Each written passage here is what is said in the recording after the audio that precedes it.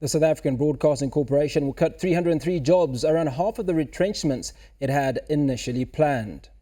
The job cuts come after consultations with trade unions who oppose the original redundancy plan. The public broadcaster is in a financial crisis despite several bailouts due to COVID-19. No further funds have been allocated by Treasury. The SABC says the halving of retrenchment numbers is subject to other staff members accepting voluntary severance or early retirement packages.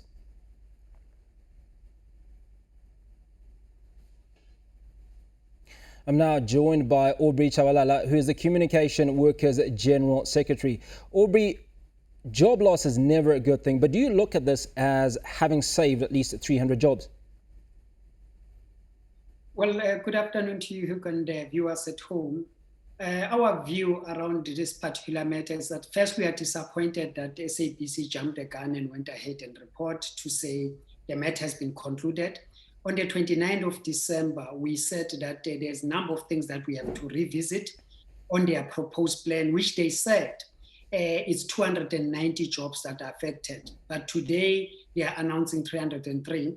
They've refused some of the fundamental basic rights of the union to consult with its members and to get a feedback and the right to report on the mandate. So once that has happened, it actually eroded all the good intentions about this 30 days that was extended. And we feel that the strategy that they're coming up with, or the turnaround strategy that they are presenting, is not necessarily saving SABC any finances, because it actually decreases a number of permanent employees and increases a number of freelancers. In other words, it's replacing quality jobs with casualization, which is not addressing what they have initially intended to say that they are going to address. So how do you deal with this matter then? Because obviously there seems to be negotiating in bad faith. Absolutely. The first thing that we have done yesterday, we've met the Minister of Employment and Labour, Mr. Thulasing Mesi. We've also met the Minister of Communication and Digital Technologies, Minister Stella Ndabeni-Abrahams. And we have explained to them. We have then promised to make submissions today in writing so that they understand where we're coming from in terms of what we are complaining about. But we are going to also engage the Parliament Portfolio Committee. But ultimately, we don't believe that our struggle will end in the boardrooms. We think it's a matter that will be obviously taking it head on.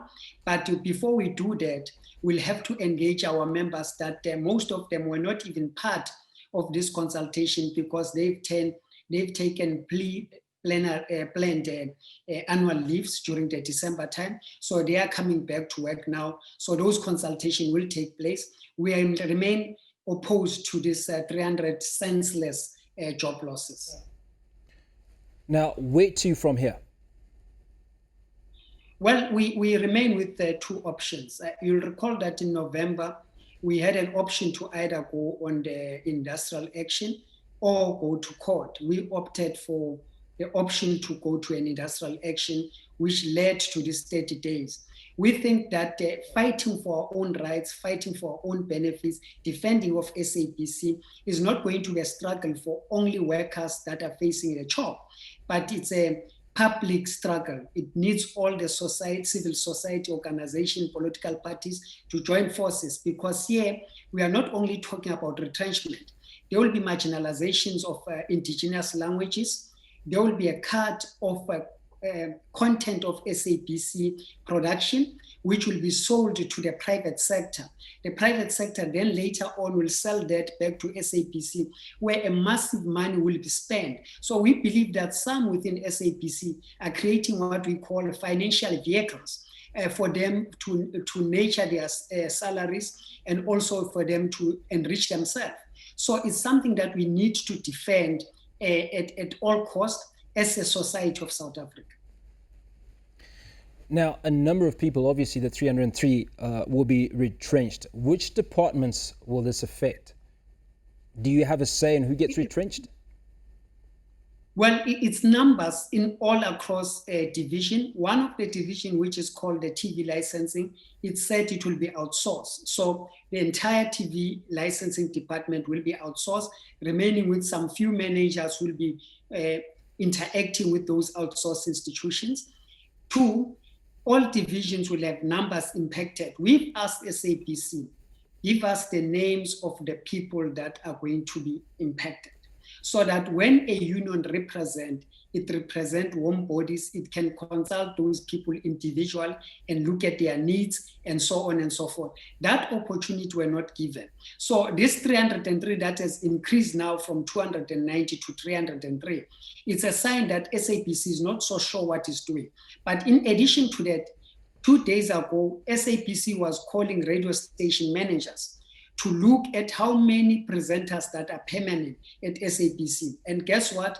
They are offering presenters that are permanent a job as a freelancer. In other words, they are saying we are retrenching you as a permanent worker, but we want to take you back as a freelancer. And that does not suggest that they are saving any salary bill. It's just they are changing the bottle, but not the content inside the bottle. Now, just to take you back to the issue of TV licensing and it being outsourced, are you aware of what the current bill is in that salary bill in the TV licensing and what it would cost to outsource this? Well, that's a question that we have asked. SABC have promised to come back to us. They've said they've not started the process. They will then come with the figures. But it's a very important question that we are asking. I want to add to that. If you look to our neighbor, SABC, you look to MultiChoice.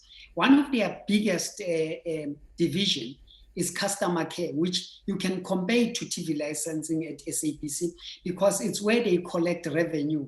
SABC is weak in terms of collecting the revenue, and we have a problem with the financial revenue streams. So if they outsource the backbone that must connect the revenue, then you can see that this management has no plan to basically take SABC forward in terms of making sure that it's self-sustainability and so forth. Addition to that, we also have problems in the radio station, particularly the so-called radio station. You have shows that are paying more salary to freelancers than what they are generating as an income. So in other ways, that the investment that they plow into that particular show is not coming back. So those are the things that we said this needs to be revisited, this needs to be replanned so that we can go forward in sustaining of SABC, but that is not happening. Now, what has the feedback been from the freelancers that have been, or rather from the DJs on radio that have been offered freelance positions? Are they excited about this? Is this something that that is acceptable to them? Many of them applied. They came to SABC as freelancers, and because they wanted quality jobs, they applied to be permanent. And some of them have a couple of years been permanent. They are devastated. They are very worried to be reduced to casual positions. And which is a problem. But also in addition, whilst we still have all that thing, we also have SABC that is still employing people to come into SABC as freelancers, whilst we have not dealt with the question of the positions that are now 300. We have not settled the matter, but we are still employing. So it defeats the purpose of saving costs. That's what we are talking about around this particular issue. Aubrey Shabalala, thank you so much for speaking to us, and we will keep monitoring that situation.